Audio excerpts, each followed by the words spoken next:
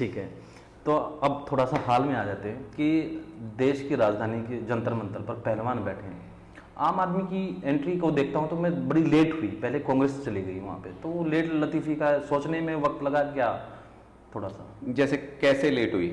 मतलब मुझे लगता है कि अभी तक राहुल गांधी जी तो गए नहीं, अरविंद केजरीवाल जी तो जाए, अभी गए हैं, 4 महीने पहले भी बैठे थे ये लोग। तब भी हम लोगों का ये क्या है, ये राजनीति करने का विषय नहीं है हमारे लिए। हम आज भी ये कहते हैं, मैं आज भी, हम आम आदमी पार्टी कोई प्रोटेस्ट करे इस पे, आम आदमी पार्टी इस मुद्दे पे बयानबाजी करे, राजनीति दे, ये हमारे लिए राजनीतिक मुद्दा नहीं है, हमारा कॉन्शियस डिसीजन है। ये जब देश के ये खिलाड़ी पदक जीत के आए थे तो कोई पार्टी थोड़ी देखी थी किसी ने, प्रधानमंत्री ने भी विश किया होगा, मुख्यमंत्री जी ने भी विश किया, हमने भी विश किया था। हमें लगा देश के खिलाड़ी ने मेडल जीता है, इस गौरव में से एक अंश हम भी चुरा लें, तो हमने भी उनको विश किया और उस गौरव में शामिल हो गए। राष्ट्रगान जब वहां बजता है, टीवी पे देखते हैं तो फक्र से सीना सबका चौड़ा होता है। तो आज ये पार्टियां कहां से आ गई?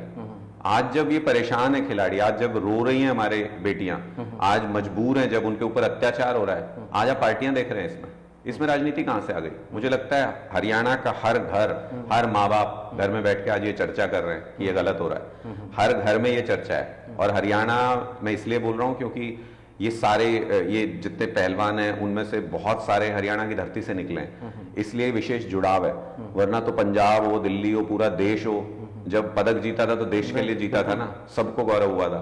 पूरे देश में घर घर में आज ये बात हो रही है कि इनके साथ अत्याचार हो रहा है, तो उसमें पार्टी नहीं देखी जाती, उसमें राजनीति नहीं देखी जाती। हम एक अच्छे नागरिक होने के नाते जब उस मेडल पे गर्व किया था, आज इनकी मुसीबत में साथ खड़े।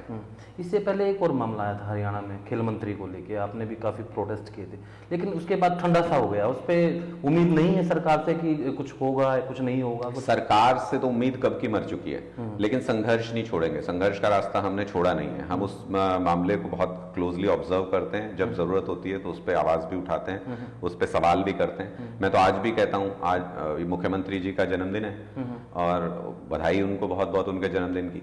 आज ही कम से कम ये डिसीजन ले लें। आपका मंत्री ब्रेन मैपिंग कराने से मना कर रहा है, चोर की दाढ़ी में तिनका, वो पॉलीग्राफी टेस्ट से मना कर रहा है, जो पीड़ित महिला है वो सारे टेस्ट कराने को तैयार है।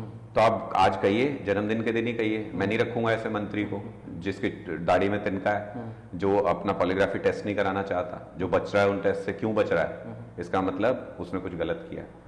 तो अपने आपको पता है कि एक महिला के खिलाफ गलत किया, और ये कोइंसिडेंस हो सकता है क्या कि हरियाणा के अंदर अगर महिला खिलाड़ी के साथ उत्पीड़न होता है, बीजेपी का नेता है, मंत्री है, और बीजेपी बना के रखे हुए है, उसके खिलाफ कार्रवाई नहीं करना चाहती। केंद्र में अगर महिला खिलाड़ियों को उत्पीड़न होता है, बीजेपी का एमपी है और बीजेपी उसको बना के रखना चाहती है, उसके खिलाफ कार्रवाई नहीं करना चाहती। ये कोइंसिडेंस थोड़ी हो सकता है। एक ही पार्टी के नेता क्यों निकलते हैं सारे महिला खिलाड़ियों का उत्पीड़न करने वाले? इसका मतलब ये चरित्र है भारतीय जनता पार्टी का। आप पे मानहानि का दावा भी कोई ठोक देगा कि इस तरीके से हमारा चरित्र हनन कर दिया आप लोगों ने? नहीं, हमने कहा किया है, जो चरित्र बता रहे हैं करें दावा, है किसी में दम तो। वो जो इनका चरित्र हनन की जो बात कर रहे हैं, जो दावा ठोकेंगे, ये वो दावा जंतर मंतर पे पेड़ के ऊपर टंगा हुआ है। ब्रिजभूषण शरण सिंह की एफआईआर की लिस्ट खत्म नहीं होती, कैमरे का शॉट खत्म हो जाएगा, लिस्ट खत्म नहीं होगी। ऐसा व्यक्ति, और दूसरी तरफ ऐसे ही बेटियां, ऐसे बेटे जिन्होंने देश के लिए गौरव अर्जित किया। मैं यकीन करूं तो किसकी बात पे करूं? खड़ा हूं तो किसके साथ हूं? एक आरोपी के साथ खड़ा हो जाऊं, एक महिला खिलाड़ी के साथ खड़ा ना हो जिसने हरियाणा के लिए, देश के लिए कीर्ति अर्जित की?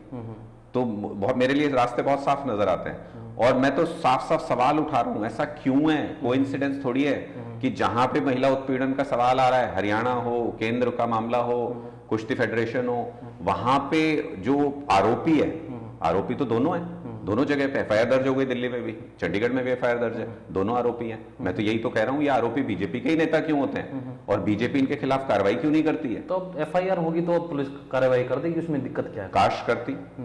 नजर आ रहा है सुप्रीम कोर्ट जाके एफआईआर करानी पड़ी।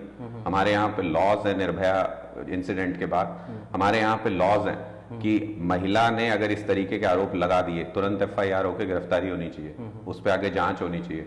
यहाँ तो एफआईआर पुलिस करने को तैयार नहीं। जिस पुलिस को एफआईआर सुप्रीम कोर्ट के कहने पे करनी पड़े, उससे क्या उम्मीद करोगे? क्या जांच करेंगे?